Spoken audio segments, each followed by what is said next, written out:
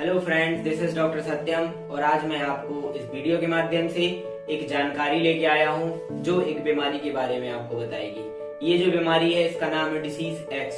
Disease x एक ऐसी बीमारी है जो WHO की रिपोर्ट के तहत बताया गया है कि कोरोना से भी 7 गुना ज्यादा खतरनाक है और इस बीमारी में WHO की आशंका के द्वारा उन्हें बताया है कि 5 करोड़ से भी ज्यादा लोगों की इससे मौत हो सकती है। तो इस बीमारी के बारे में मैं आज आपको बताता हूँ। डिसीज एक्स जो है, इसका नाम एक्स क्यों पड़ा, इसके बारे में भी आज मैं आपको बताऊंगा।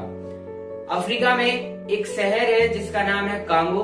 कांगो में एक महिला थी जिसको बहुत दिनों से फीवर आ रहा था और वो जब अपने डॉक्टर को दिखाने के लिए गई तो डॉक्टर ने कंप्लीट सीरोलॉजिकल टेस्ट किए।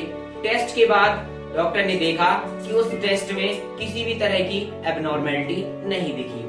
तो जब उन्होंने कंप्लीट जांच कर ली तो बाद में उस बीमारी का नाम उन्होंने डिसीज एक्स रख दिया। अब जानते हैं एक्स का मतलब एक्स फैक्टर होता है। एक्स फैक्टर का मतलब आपने देखा है कि अपन लोग जब बचपन में मैथ लगाया करते थे तो मैथ में माना कि एक्स ये चीज आपने देखी है, तो इस एक्स का मतलब एक्स फैक्टर। जब उन डॉक्टरों ने कंप्लीट सीरोलॉजिकल टेस्ट किए तो टेस्ट में देखा कि किसी भी तरह की एबनॉर्मेलिटी नहीं आई, तो एबनॉर्मेलिटी ना आने के कारण उन्होंने उस डिसीज का नाम एक्स रख दिया। इस तरह से इस डिसीज का नाम एक्स पड़ा। ये एक ऐसी बीमारी है जिसमें न तो हमें इसकी इटियोलॉजी के बारे में पता है, न पैथोफिजियोलॉजी के बारे में पता है, न इसके मैनेजमेंट के बारे में पता है, बट हम लोग केवल एक ही चीज जानते हैं, हाई राइज टेम्परेचर। इसका केवल और केवल एक ही सिम्टम है जिसका नाम है हाई राइज टेम्परेचर। इसका टेम्परेचर इस तरह से आता है कि अगर पैरासीटामोल TDS में 1 ग्राम भी लगाते हैं तो वो भी कम पड़ जाता है और फीवर अगेन फिर अराइज हो जाता है। तो इस डिसीज से बचने के लिए केवल मैं आपको कुछ रास्ते बताता हूँ जिससे आप बचाव कर सकते हैं, नहीं तो ये डिसीज एक तबाही का रूप ले लेगी।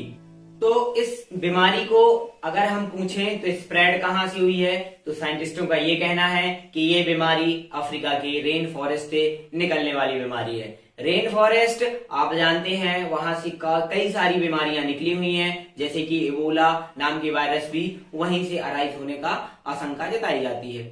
आप जानते हैं कि ये बीमारी फैल कहां से रही है। इस बीमारी के फैलने का मोस्ट कारण है, आप जानते हैं, जंगलों को खत्म किया जा रहा है, जानवरों को मारा जा रहा है। इनसे ये वायरस जो है अराइज हो रहा है और बहुत तेजी से फैल रहा है।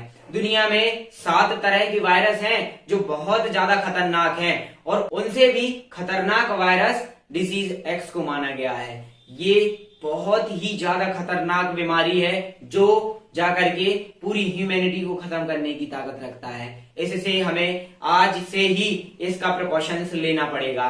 इंडिया में जो स्वास्थ्य डिपार्टमेंट है उनको पहले से ही अल्टीमेटम दे दिया गया है कि आप इसकी तैयारियां स्टार्ट करिए और USA पहले से ही इसके लिए वैक्सीनेशन बनाने के लिए लग चुका है। तो मेरा आपसे निवेदन है, आप इस पे सतर्क हो जाएं। इसके कुछ खास मैनेजमेंट और प्रिकॉशंस के बारे में आज आपको बताता हूं।